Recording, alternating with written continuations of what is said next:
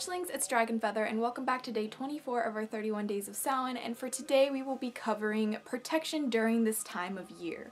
Especially as the veil is growing thinner, we wanted to focus on protection methods that were best suited towards this particular time of year, and these protection methods can totally be used anytime, but they're best used for this time of year and during the thinning of the veil. So if you guys want to learn more information about protection than I'm really going to share in this video, then don't forget to check out the post linked below by one of the Hatchlings in the Hatchling clan that goes all over protection and frequently asked questions about protection during this time of year.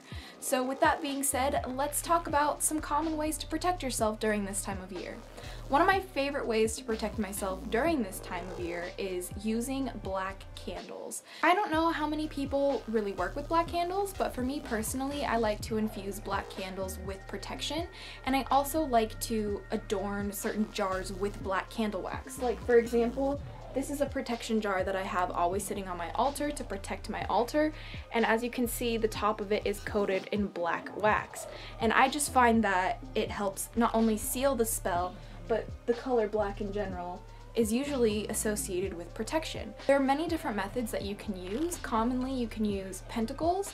I recommend drawing sigils over your doorways and over your windows, especially if you're doing a ritual inside that invites the dead who you may be honoring into your space. You want to make sure that only the loved ones that you want to work with can enter your space, because like I said, there's dead wandering all over the nights during the time where the veil is at its thinnest, so you're going to want to take the proper precautions to protect yourself. And I find that drawing sigils over the doorways and over the windows, especially adding pictures of only those you want to come in or only names of those you want to come in, is going to help protect your space from unwanted and unwelcome spirits at this time. Another thing you can do is call upon the Dragon Guardian Fafnir. Now, this is more geared towards people who practice the Draconic Path and is a personal practice of mine, but for me personally, whenever I experience paranormal stuff, if I experience darkness in my house, be it an entity or a spirit or something like that, or if I just genuinely feel like something's wrong with the energy in my room and something that I do not want around is welcome, all you have to do, and all I've had to do to protect myself from that, is invoke the power of Fafnir to burn out the energy I don't want in my house. And it's worked every time. It's worked every time for everyone who I've recommended it to, and it's definitely something that I recommend you consider if you want to work with dragons, or if you're maybe if you've got an unwelcome guest that you want to get rid of. That's something that you can also do as well. During this time of year, people like to practice divination, and when we do divination, we open ourselves up to the energies of the other worlds and to the divine. And sometimes when we do divination and we don't do maybe the proper precautions to protect ourselves, perhaps we are a little intoxicated from our festival or whatever that may be, we're a little more susceptible to the darker energies, and this is a good place and a good thing to like protect ourselves when we're doing. So when you do divination and you're doing this during the time of Samhain and during the thinning of the veil, I highly recommend that you cast a circle. You can either do this with crystals, you can do this with salt, you can do this with energy, you can do this with a wand. Literally whatever works best for you and whatever makes you feel most comfortable is good. I prefer to do a circle of crystals or a circle of salt. This is just me personally, and it just works best. And you can also mix the salt with water and use it as a spray. That's another thing that you're more than welcome to do.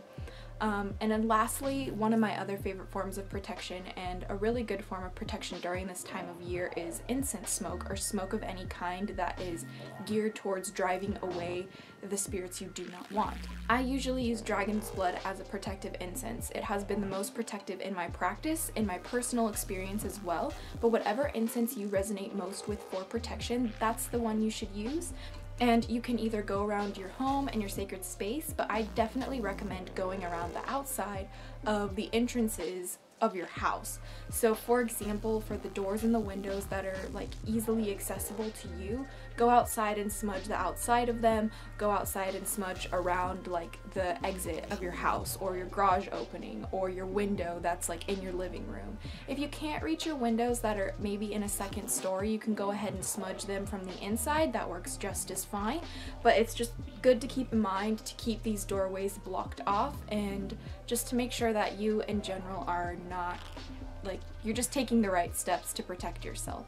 You can also leave offerings outside for the dead, for spirits, so they'll leave you alone, and leave jack-o'-lanterns outside as well, because that was one of the main reasons why carving pumpkins is a thing, you know? We want to protect ourselves from the wandering spirits of this time. So leave those outside where your doorsteps are, and maybe outside where your windows are, just so this is protected as well. Leaving offerings for those who you may not want to enter your house shows respect, and when you show respect to the deceased, they are more willing to work with you and more willing to leave you alone if you wish to be left alone.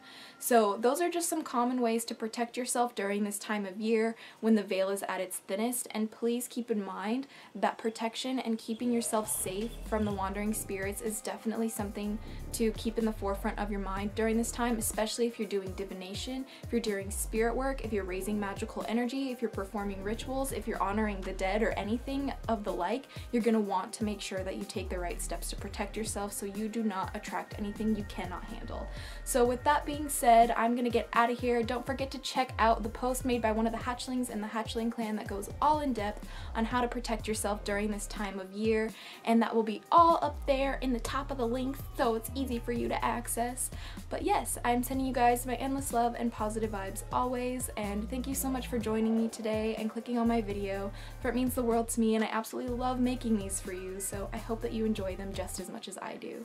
But until next time, stay geeky, cheeky, and freaky, little hatchlings. Blessed be, and bye.